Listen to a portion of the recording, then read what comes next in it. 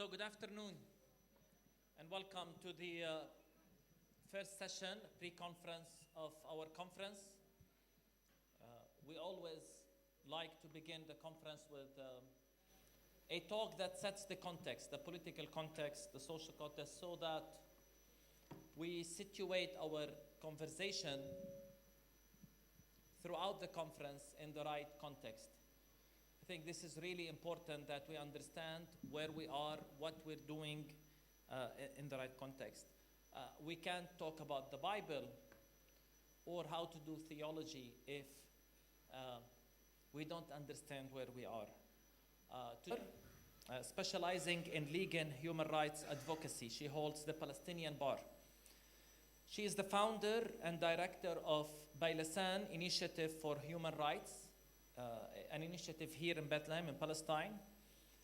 She's a graduate of Birzeit University School of Law in Ramallah in Palestine.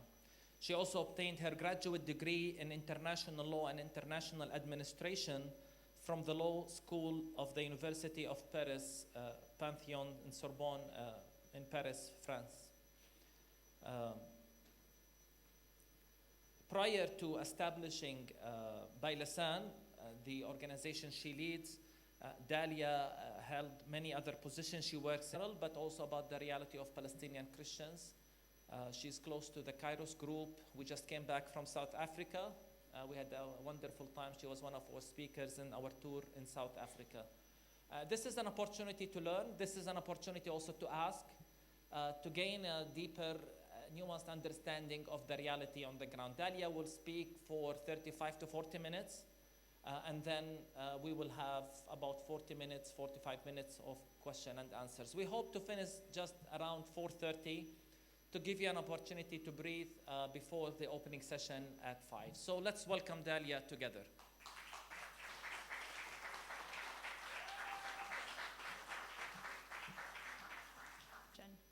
I hope I don't end up setting the tone for the rest of the conference. That's a big responsibility, but yeah. So setting the context. To be honest, I took some time thinking, where do I start? As we set the historic and political context for the Christ at the Checkpoint conference. So Christ at the checkpoint. Why is Christ at the checkpoint? Because in Palestine today, there is a settler colonial regime, an apartheid and prolonged occupation that not only deprives him from his fundamental human rights, but also divides his land and prevents him from how we got there in the first place. Many of you who have a background on what's going on here will speculate that we will start with the Nakba of 1948. I hope none of you thinks that we should start with October the 7th, though. But we have to actually go a bit further than that, before the Nakba, because the Nakba is not a historic event that happened in a void, in the sense that it is the planned outcome, the physical translation, if you want, of the Zionist ideology that has preceded this historic event. And B, Nakba is not only a collective trauma we could never recover from, because it is ongoing, because it has been ongoing for 76 years. Now, I don't mean for this to be a lecture on history. I'm not a historian at all, but any analysis of the current context will fall short without understanding the root cause of our plight. From Balfour to Nakba to October the 7th and anything in between, or from Balfour to Biden, if you wish. This is all to tell you that I'm starting at the root, the Zionist ideology and its colonial project in Palestine, a project that has destroyed the lives and violated the rights emerged, specifically as an outcome to the first Zionist Congress held in Basel, Switzerland. It emerged with a program that calls for establishing a Jewish state in Palestine and to kickstart an organized Zionist immigration process and settling in of Jews from all around the world in Palestine. as a way to emancipate them from the persecution that they were facing in Europe back in the day. Now, this started a process of organized immigration in Palestine with an explicitly declared purpose: a complete takeover of the land. And any quick research into the correspondence and quotes of the pioneers and the founding fathers, that is, it calls for the elimination of the inferior indigenous population, the Palestinians, and replacing it with the superior Zionist settlers. The fall of the Ottoman Empire after World War I and the British mandate that ensued over Palestine, along with the Balfour Declaration in 1917, which called for the establishment of a national home for the Jewish people in Palestine, boldened and oversaw the facilitation of the mission of the Zionist movement. And so started the waves of Zionist immigration and the attempts to purchase land and settle in Palestine. Now, from the outset, any Palestinian attempt to resist either the British or the Zionists was immediately crushed. Next in timeline, we have the partition plan, which was based on a UN General Assembly Resolution 1947. You will notice this plan, or the UN resolution, what they call the partition plan, being one main talking point for the Zionists, saying that had the Palestinians accepted back then this partition plan, there would be peace by now, suggesting that Zionist settlers are all peace-loving and that Palestinians have brought war and oppression on themselves.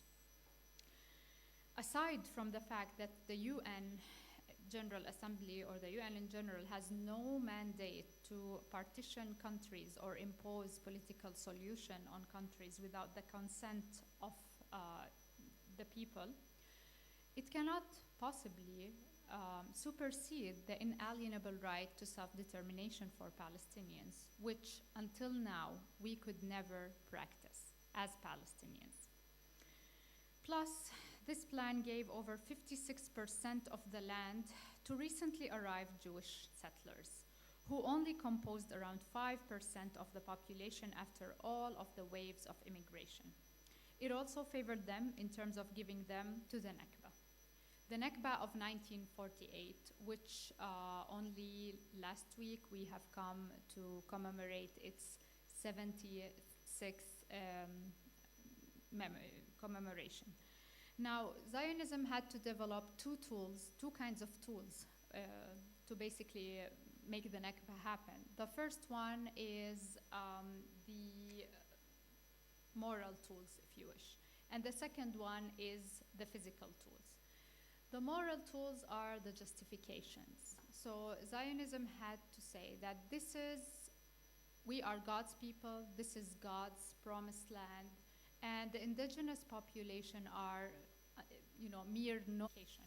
And then the moral can only be enforced by the physical tools, the use of force. So ethnic cleansing with force, forcible transfer necessarily entails force, and genocide. And here we saw the first manifestation of the physical tools in the Nakba of 1948. The Zionist armed militias committed atrocious massacres against Palestinians and ethnically cleansed their cities. More than 750,000 Palestinians would be ethnically cleansed from approximately 530 villages and communities, all their homes and thousands of acres of agricultural lands. Thousands of houses, thousands of workshops, even confiscated millions of pounds, which was the currency back then, from the banks, which gave it a ready-to-go state with a ready-to-go infrastructure, a ready-to-go economy, resources, just like that, ready for operation, at the expense of the indigenous Palestinian population.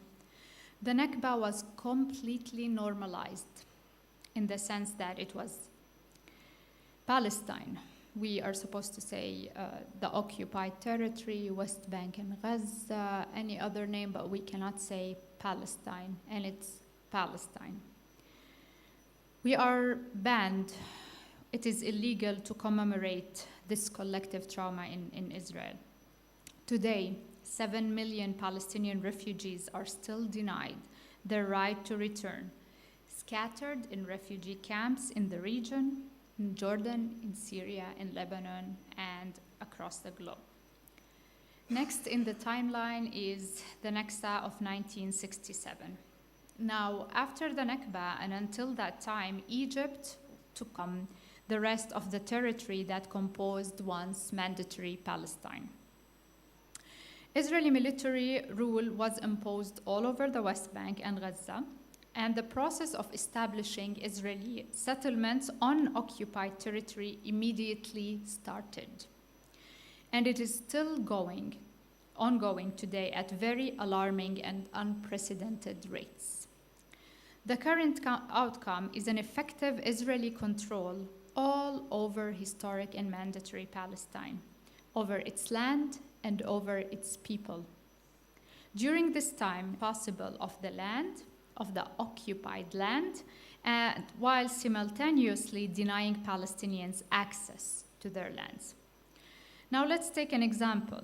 The settlements. You often hear settlements. I hope they are properly reported in the news or adequately reported. Settlements are not merely neighborhoods built on occupied territory. That's not the only problem with them. It's not neighborhoods built on occupied territory in stark violation of international law.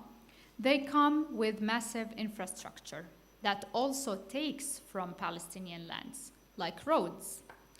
They take from Palestinian resources, vital resources that Palestinians access to water, even with very good-looking swimming pools, consuming at least 4 times the water available for Palestinians, if any. Adding insult to injury, settlements also generate profit from stolen lands and resources. Their presence on fertile, stolen lands and unlimited access to resources like water, for example, boosts the settlement's agricultural sector and enables them to sell their produce and products in global markets. Settlements come with security systems, lethal to Palestinians, from the militarized of military forces. These settlements are built on our occupied lands. They come uninvited, and then they consider us a security threat and treat us as such. Despite international law's crystal clear position regarding their absolute illegality, considering them also as war crimes, settlements are state-sponsored. And Israel gives considerable incentives for settlers to live in the settlements and subsidizes the main services there. And as the number of settlers grow, settlements will have to grow, and so does their infrastructure. Also come with settlers who terrorize Palestinians, and their terror is one tool of forcibly displacing Palestinians. This terror is lethal. It is destructive to the land and resources. It is ideologically driven and inherently racist, and it does not discriminate. All Palestinians are basically targets. Most of all, the terror is protected by the Israeli army. This terror has displaced at least 20 communities in the West Bank only since October the 7th. This is the outcome of public hate speech and incitement against Palestinians from Israel's top political echelons. Now, how do we see this translated in our reality? The average settler attacks are 35 per week, 1/3 involving firearms. Such attacks are carried out with the accompaniment and even the protection of the Israeli army, and without any accountability. Post-October the 7th, Israeli settlers in the occupied West Bank are taking advantage of the ongoing war on Gaza to impose facts on the grounds in terms of creating new settlements and expanding the existing ones. At least 10 new settlements and dozens of bypass roads have been established. 100,000 Israeli settlers in the West Bank, and their population has grown by 3% in 2023. Settlements come with a stark and illegal discrimination, where on the same land, two legal systems apply. One civil, the more favorable, and one military, quite oppressive. What applies to you depends on who you are. Palestinian civilians standing in their own lands are tried in front of Israeli military courts with a conviction rate of 99%. Now, so the Oslo Accords concluded between the Palestinian Liberation Organization and Israel in 1993 for what was supposed to be an interim agreement for a period of 5 years. That would then see the final settlement and a peaceful solution. As you all probably know, this never materialized. Now, there were two main outcomes of the Oslo Accord. The first is the creation of the major concentration of Palestinian population. In these areas, we're supposed to have an exclusive Palestinian jurisdiction, so over civil and security matters. In reality, Israeli forces incessantly violate Areas A with frequent and lethal raids. For instance, only yesterday, Israeli forces entered Jenin and killed 7 Palestinians, including a doctor, chief surgeon actually, a student, a teacher, and an elderly man, so representing different segments of the society. 10 more Palestinians were injured. They shoot, they terrorize, they go out into Areas A, they don't detain anyone, sometimes they do. Now, moving to Areas B compose up to 21% of the West Bank. These are the areas where you have shared responsibility. So the PA is supposed to take over the civil aspects, and then Israel is supposed to look after the security parts. And these areas have smaller Palestinian communities.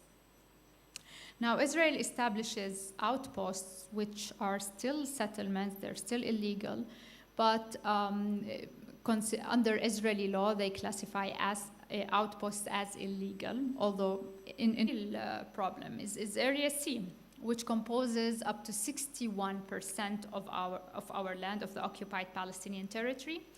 And it's where most of the land reserve, fertile land, resources, and development potentials are.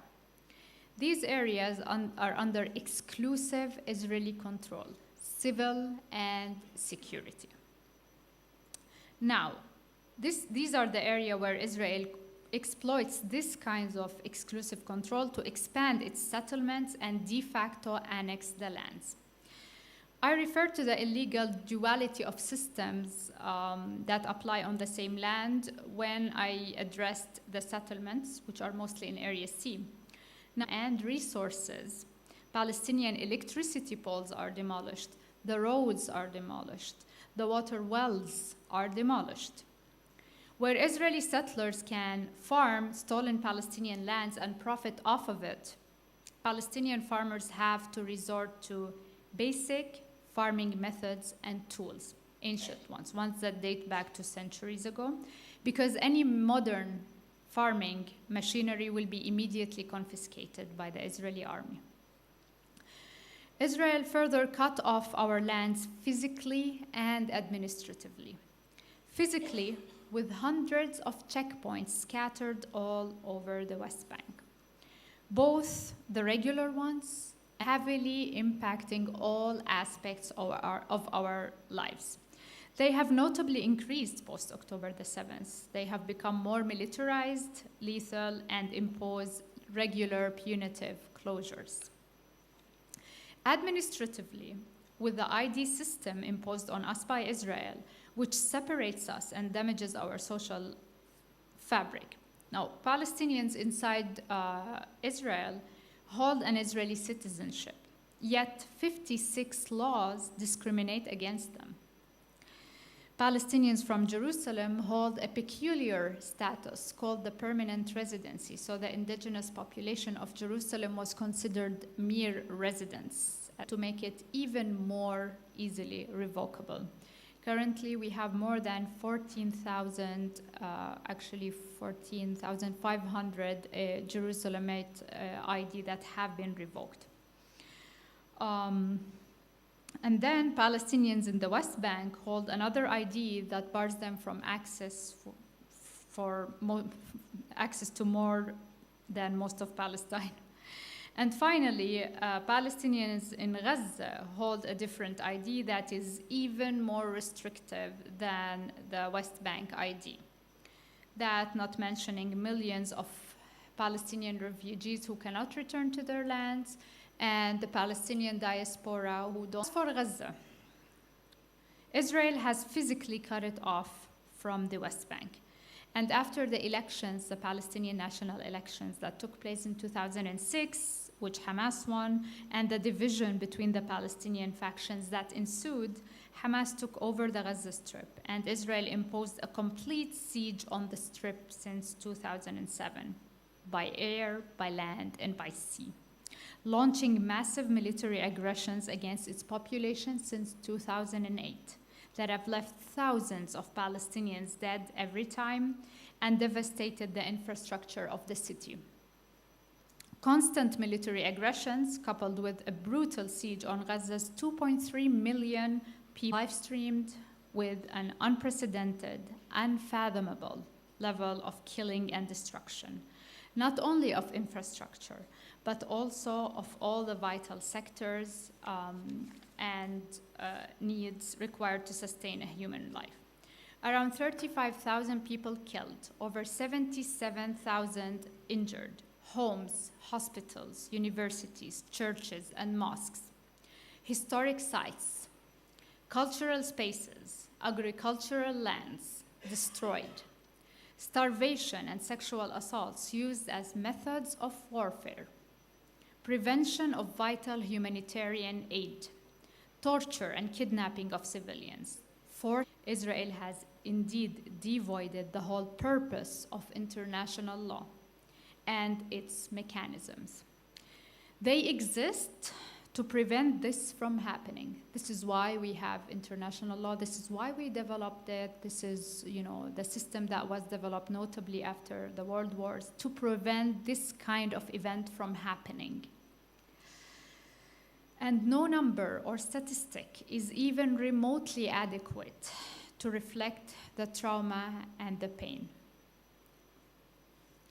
It is not possible and even erroneous to examine the situation in Gaza distinct from the West Bank. As I said, as they should be, the West Bank has witnessed a significant deterioration in the human rights violation, and it is very alarming. 2023, even before October the 7th, the year 2023 was a record year in terms of the number of Palestinian kills, settlement expansion, and settler violence.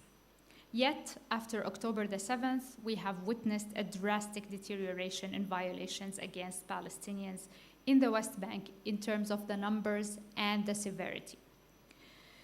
So far, I tried to encapsulate all the major events in timeline and the main policies that govern Palestinians for starting the war in Gaza, according to them.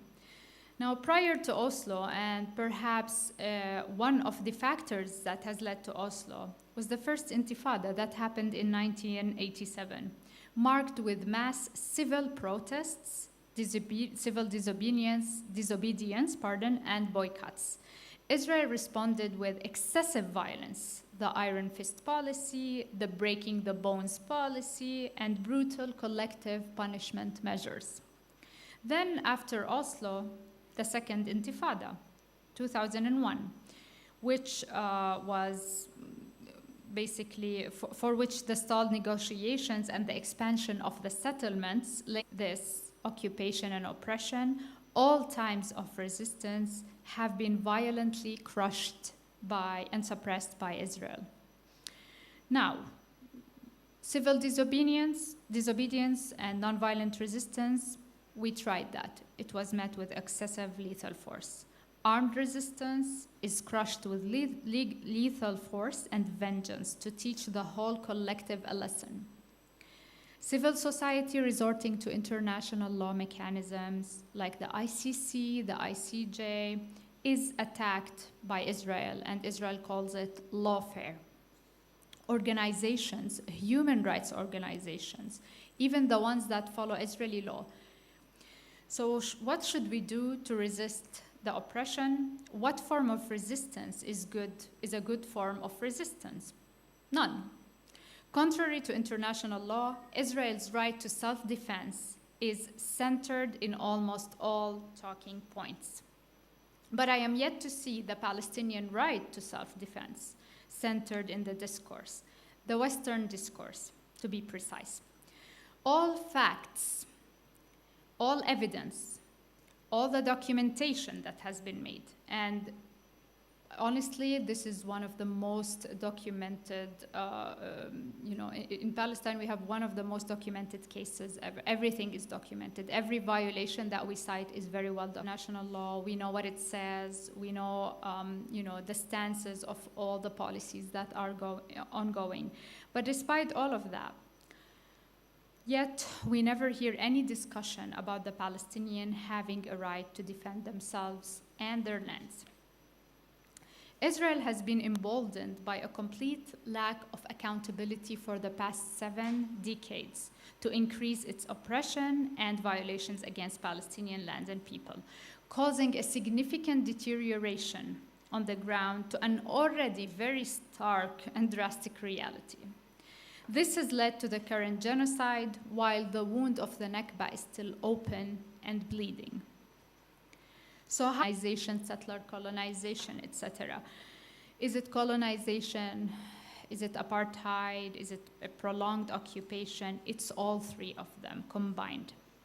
And the 3 of them, each one on its own, and the 3 combined are very grave violations of international law. They are war crimes, they are crimes against humanity. They must stop, and they should have been stopped long time ago. Now, coming from the legal background, terminology is important. Yes, we use it with precision, we use it with standards, and it is supported by the facts, again, and a careful analysis. And it falls short in terms of adequately describing what's going on, and it's always has become validated, and people started using the framework of apartheid. But letting that aside, still, arguments about what legal term should apply agitates me. I don't like it. I can invoke the Universal Declaration of Human Rights, I can invoke X Convention, I can invoke X rule of the Fourth Geneva Convention, I can invoke the Rome Statute or what have you. But the fact that we are going there in the first place is very problematic. Before any law tells you that this is wrong, your humanity should tell you that this is wrong. We've all seen videos of Palestinian children in the midst of heavy bombardment or screaming in pain. And then imagine how demeaning and dehumanizing it would be for someone to come tell you that, from someone from afar, by the way, to come tell you and argue that, for example, technically the ICC has no jurisdiction in Gaza, or technically this term does not apply, or that it doesn't meet the threshold of being a genocide. What do these people care what legal framework applies or not? This is wrong, irrespective of any law. Now, irrespective of any law, in the eyes of our humanity, we should know it's not okay. Now imagine someone also who never lived a single day under Israeli oppression telling us that Israel has the right to defend itself. From us, it's very victims. Our narrative doesn't matter, our experiences don't count, facts don't count, what the law says does not count. We are told not only to suffer in silence as victims, but that we are responsible for the violence that we are subjected to because Israel is defending itself from us. This is both moral and legal depravity. Equally agitating is the use of theology in this context. Christian Zionism in peace, God is love. This is the Christian faith that I grew up in. And Zionism, on the other hand, the ideology that is embedded in racism, built on the eradication of the indigenous population and replacing them with Jewish Israeli settlers. How do I reconcile Christianity with racism that I hold a much lesser status, that I am less of a human being in my homeland for not belonging to the correct faith or ethnicity? How can I reconcile that according to the Christian Zionist dogma? It is God's plan for me and my people to live a life where every single fundamental human genocide that has killed 35,000 Palestinians, over 35,000 Palestinians so far, including 3% of Gaza's Palestinian Christian population. Almost eradicate Christians from their historic presence in Gaza, and watch the bombing of a historic church with an invaluable history and say, this is what God wills, so this is what we will support? How do I reconcile Christianity with division and separation?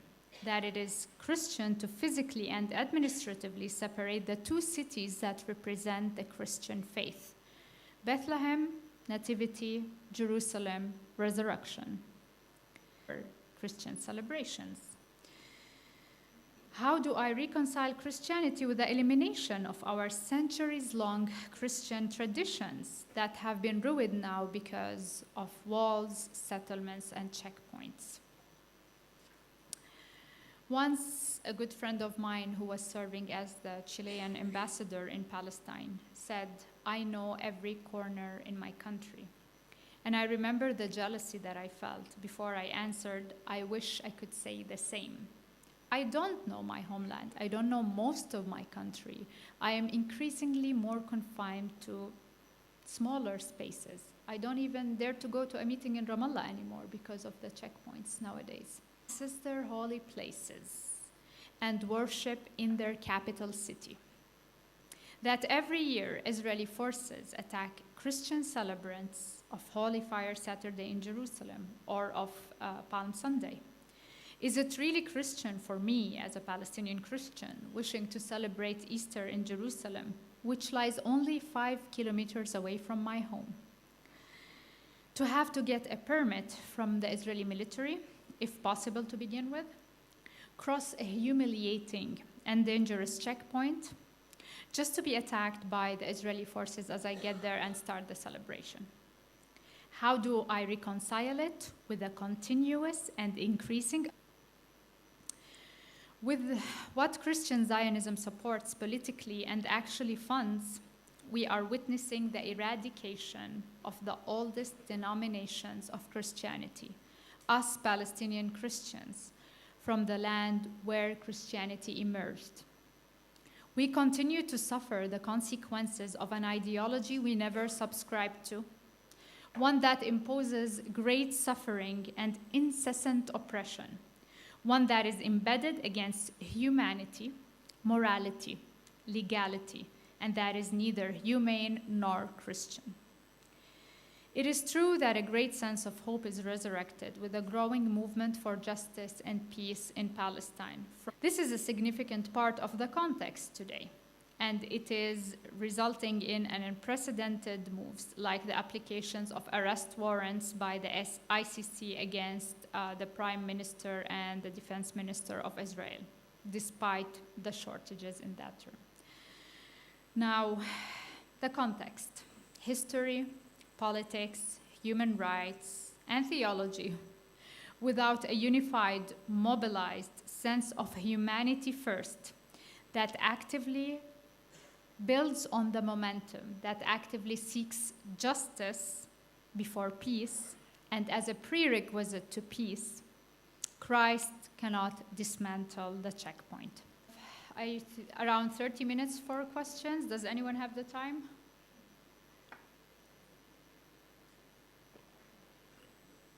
40 minutes? Fantastic. So let's do this. Let's open around for questions. I'll take 5 questions, I'll answer them, and then if we have more time, I'll take another round. Sounds good? Let's do that. Yalla.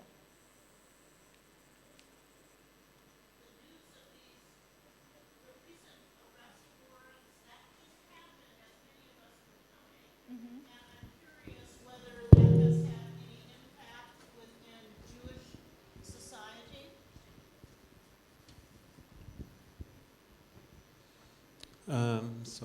A pastor commented to me from his perspective. He said, well, if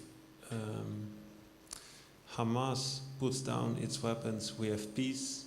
And if Israel puts down his weapons, it doesn't exist anymore. And I feel quite the opposite in some sense, but maybe you could give your comment on that. And what do you see as the way forward? Because I think we have a generation of Israelis who is not aware of the situation, maybe. Thank you. I'm wondering if you can comment on the historic and current meaning of from the river to the sea. Can you explain?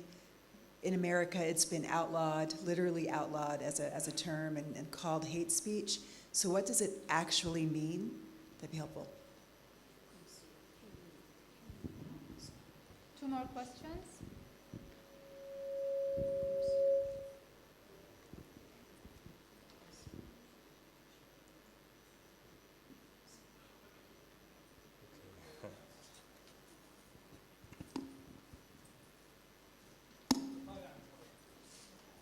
For Gaza in our small town, holding signs. We talk to everyone that we know, but what I hear from everyone is we just feel like we're stuck, like there's nothing more that we could do.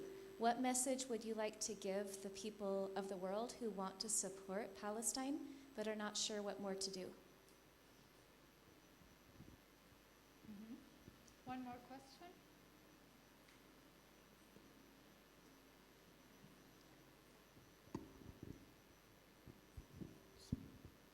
Yeah, do you think the solution is a 2-state solution or something else? Because I've got a different idea.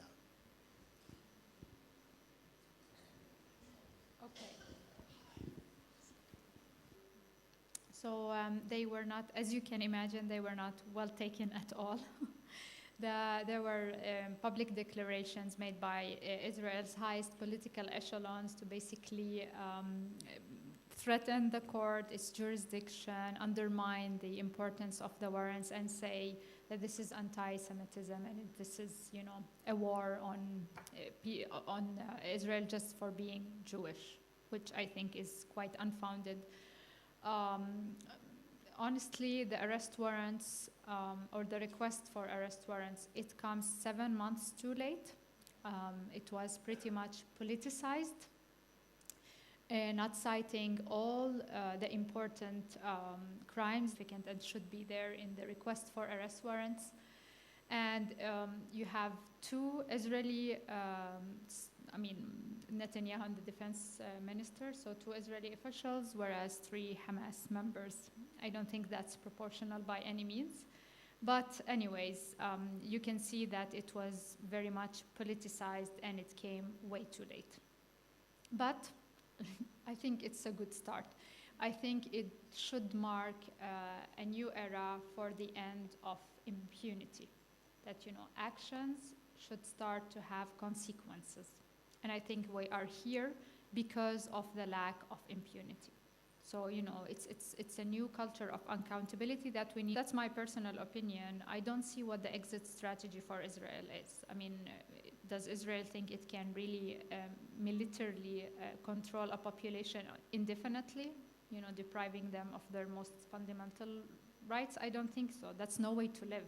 Even if it worked for them 7 decades, it can no longer exist. Apparently, wherever you find oppression, you will always find resistance. And from resistance, freedom will be birthed. So it's not a way to live. But you know, I also used to think that maybe the Israeli public are not aware of what's going on here.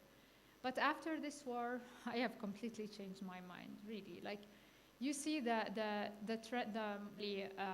response to October the 7th. So basically, committing a genocide is acceptable, and thought that the force that was used by Israel is either adequate or insufficient. You know, that's very telling.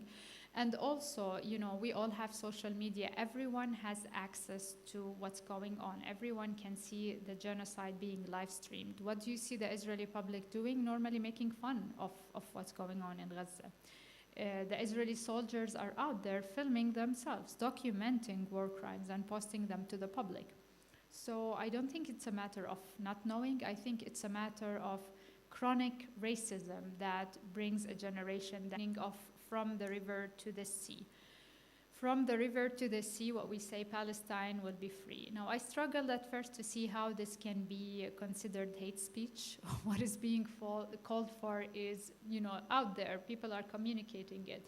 We are calling for equality, freedom for everyone between the river and the sea.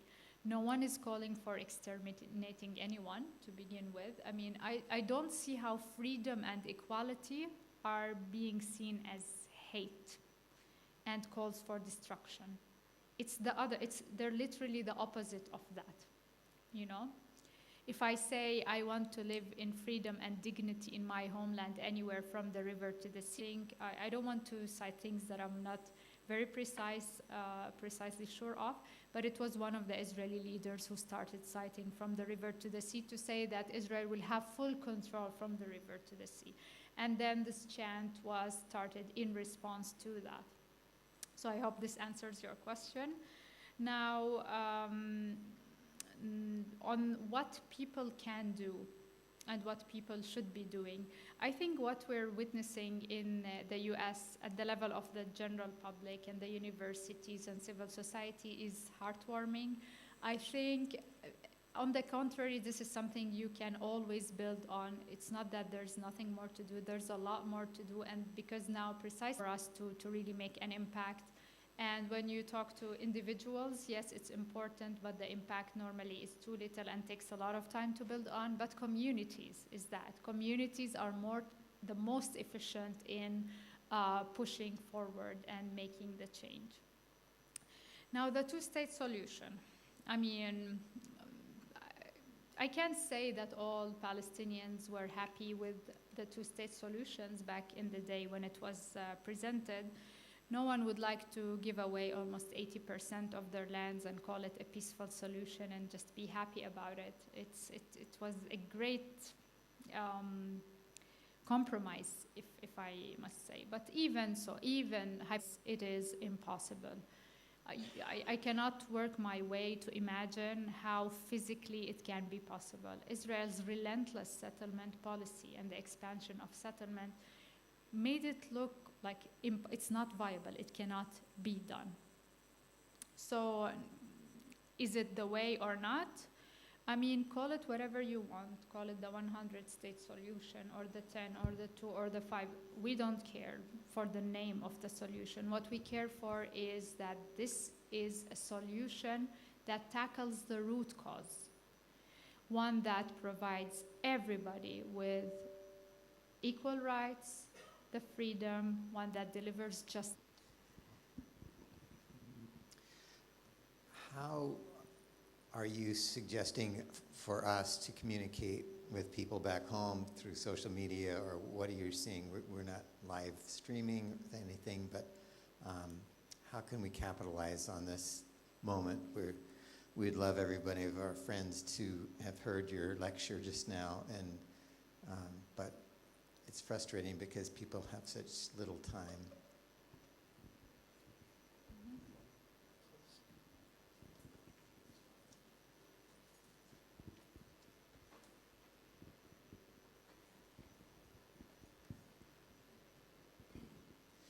I was wondering transitional justice processes that could happen in the future.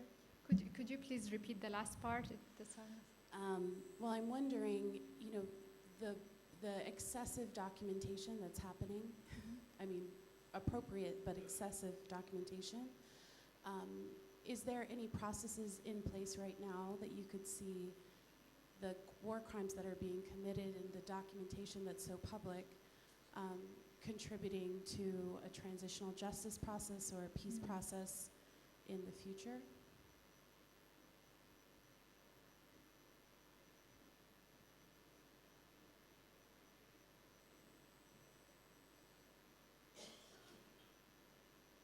I wonder if you...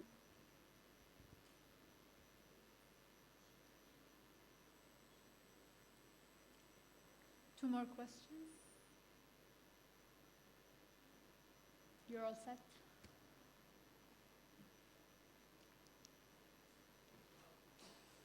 The microphone is on the way. I can hardly hear you with the microphone. Could you give some of the context around the split of governance between the West Bank and Gaza, and kind of how that came about and the implications of that?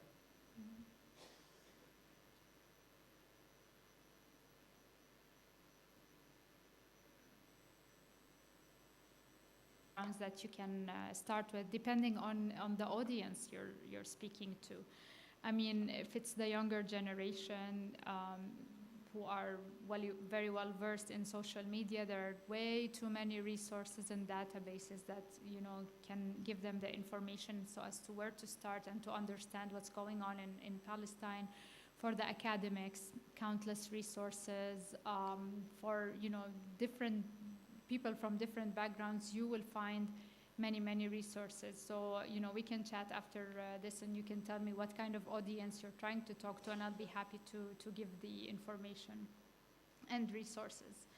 Now, with the excessive documentation, it is absolutely very helpful. It has been used in databases and have submitted them to the ICC, to the ICJ. So there is already a great work going in terms of documentation.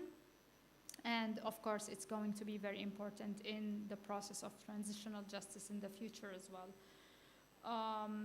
So the attacks on worshippers, yes. So as I said, there is the Jerusalem separation policy. So Jerusalem was separated from the rest of the West Bank from millions of Palestinians who consider it as their capital city, with all its significance, not only religious but also political and economic, and also in terms of the social fabrics. The Green Line, they don't face any issues. So with the separation of Jerusalem, the norm is no entry. The exception is with permit. As a Palestinian, you can enter. And normally the permit is confined in terms of time. So it's limited in time. For example, in Easter, you can get a permit, for example, for 1 month from, hypothetically speaking, April 1st to April 30th, from 8 a.m. to 8 p.m. So this is a limited permit. And you can only use the designated checkpoints to enter to Jerusalem. And after the process of, this again is also very well documented. You can see it in videos. We wrote about it. I can give you the website and the material, and it happens every single year. The past couple of years, we've witnessed increased restrictions in terms of the numbers of the permits and the numbers of celebrants allowed around and inside the Holy Sepulchre Church. This year, with the war going on, even further restrictions were introduced. So is it a one-off incident, the attacks on the worshippers, or is it a policy? It's a policy. It happens every single year, and we have the documentation. Also the case, this is not the case for the Muslim worshippers. They also face increasing restrictions and attacks from the Israeli forces. So basically, any non-Jewish celebrant will face these kind of attacks and restrictions. Now, the split of governance between the West Bank and Gaza, I suppose you're talking about the Palestinian division, correct? So in 2006, we had parliamentary national elections here in Palestine, and they ended up with Hamas winning. Now, after Hamas winning, the Palestinians could form a unity government, if you want, but then a lot of pressure, some dispute, the government got into some disputes, and in Gaza, Hamas took over in a coup the Gaza Strip, and the PA remained here with its main political faction, Fatah. So I guess this was what started the division, and it goes on, unfortunately, until today.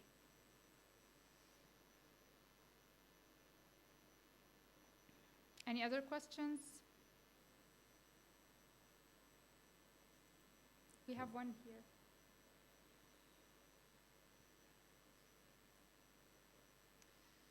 To be a lot more blunt. Excuse me, the last part? Are you suggesting we be a lot more direct and not as gentle in? Well, you have to judge Zionism by its fruits, I guess. This is what I'm saying. I mean, I hope that I have given some examples of how Zionism is in stark contradiction with the law, international law, what the international society has agreed that are the norms, very clearly so.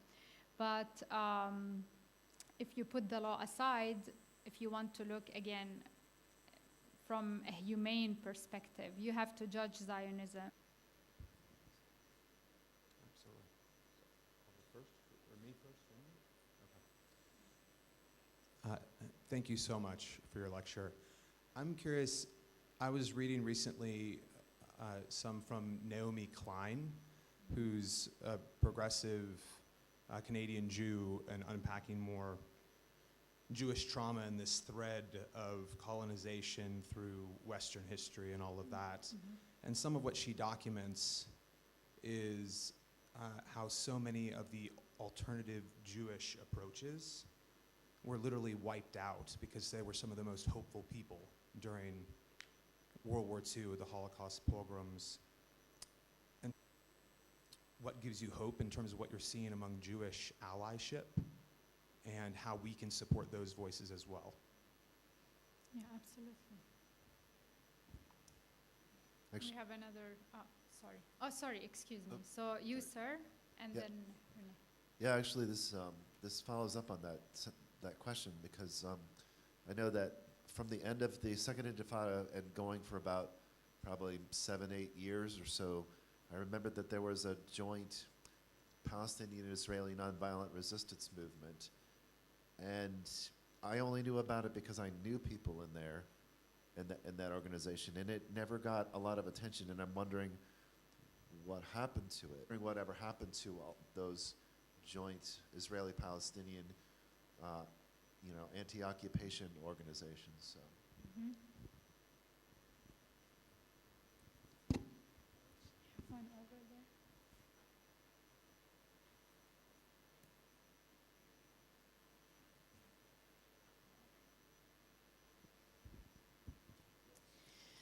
Hi. As a South African, I know that apartheid came to an end because of international pressure and the support from international allies. I'm just wondering, from a legal point of view, is there anything that you think we've missed, or anything that maybe has been unexplored? One more question. So, also, yeah, you may not have time to get to it, but I would love to hear you help us understand the difference between anti-Zionism and anti-Semitism. Mm-hmm. Okay. I think we have to stop here, yes. And anti-Semitism, got you. So as for the Jewish allyship, I mean, people who have gone through an oppression, supposedly, they should understand how the victims of oppression feel, and they stand by them as well. So this is why we do push back against this pressure, but also to make actual change in the U.S. we see that in the US, the narrative is shifting because, and one main pillar is the Jewish allyship that we have we appreciated. These are our partners. Again, it was never a matter of what religion you come from. This is not the issue. I mean, the last thing we think about is what God does this soldier worship as he oppresses us. We don't care, even if it was a Christian, and sometimes it is, even if it was a Muslim, whatever the God, maybe it's an atheist. I don't care. I care about what they do. How moral and humane is it? So in Palestine, we tend to be a bit sensitive towards such initiatives.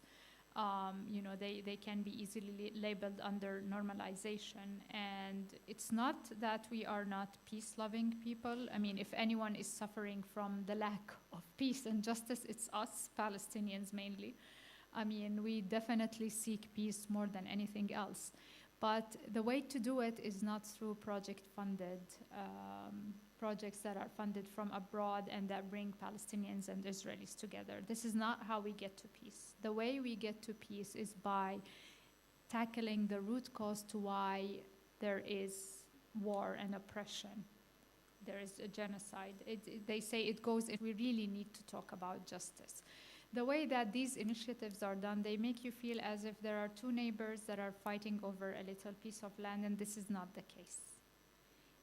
You can't really equate. This is not, there's a massive asymmetry of power dynamics here that you can't really pretend that you will generate peace by bringing the two people to, play football together. This is not the way to do it.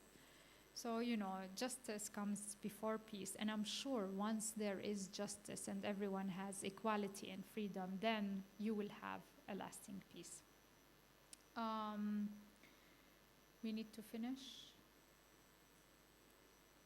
We do. Am I still good? Pressure in the South African expertise. And I think this is the case for Palestine as well. Has a significant, a pivotal role in dismantling the root causes of oppression and apartheid and settler colonialism.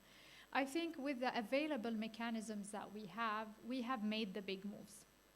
Like in terms of the ICJ, South Africa took Israel to court for violating the Prevention of Genocide Convention. The ICC, now we are checking the big institutions, and also I think at the level of the UN, the passing of certain resolution. Yes, it has its massive shortages, political wills of the members of the international community. They need to assume their third-party responsibilities. They have legal and moral responsibilities, and they need to activate them. International law gives a big menu of what they can do, the cutting off the diplomatic relations, the embargoes, economic, the arms embargoes, trade relations, free trade agreements. There's a big menu from which they can choose, and they should choose. And again, this is an obligation under international law. So, we have a good level of mobilization to do. I see the difference very obvious, but we have to still explain it to the people. I mean, anti-Semitism is hating or discriminating against someone just because they are Jewish. And anti-Zionism is really standing against this racist ideology that says only Jews should have a state in Palestine at the expense of the native and indigenous population of Palestine.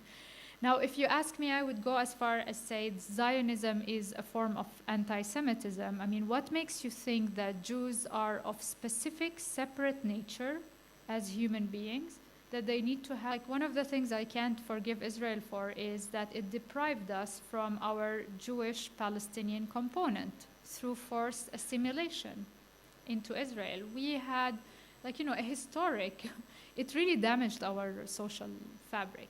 And now, we risk losing the Palestinian Christian component because of Zionism. So yeah, when we criticize Israel, no one is thinking of the God that they worship. That's the last thing on our mind. And it's also weird, like, do we ever say that when we criticize Saudi Arabia, it's Islamophobic? No, we never say that. Or it's Islamophobic to criticize, for instance, Iran. Or I think we have room for one more question. Yes, please. We take advantage of every minute here. Yes, you can do it. Yeah. I just wanted to see if you could go more into the term normalization, also the romanticizing of ex-Israeli soldiers have been, sharing their stories and romanticizing the narrative. So I just wanted to see how, if you could go further. Shukri. Normalizing romanticizing their narrative in what sense? As in, like, saying, oh, yes, all my life was a lie, and then, working for peace right now. This is the concept of treating Israel as a normal entity and, having business as usual with Israel, whereas what you should be doing is understanding that this is a settler colonization that imposes a rule of apartheid through a prolonged military presence. Now, if you treat it as a normal state in that sense, then you leave no room for change and reform, correct?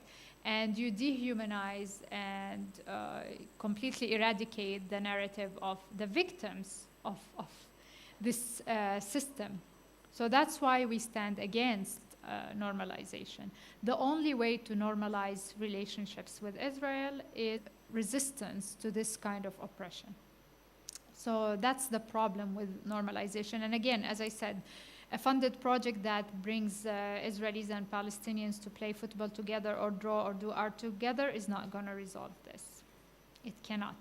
Now, as to the reformed Israeli soldiers, as you said, some of these narratives, there's actually a whole organization that is built on former Israeli soldiers who have changed their hearts and mind and give their testimonies, and they try to raise awareness among the Israeli public themselves, telling them that, look, we are not the victims, we are not the one afraid for our own security, we are actually the oppressors, and they encourage people not, you're at the cost of their presence, of their land, their access to resources, and all their fundamental and inalienable rights.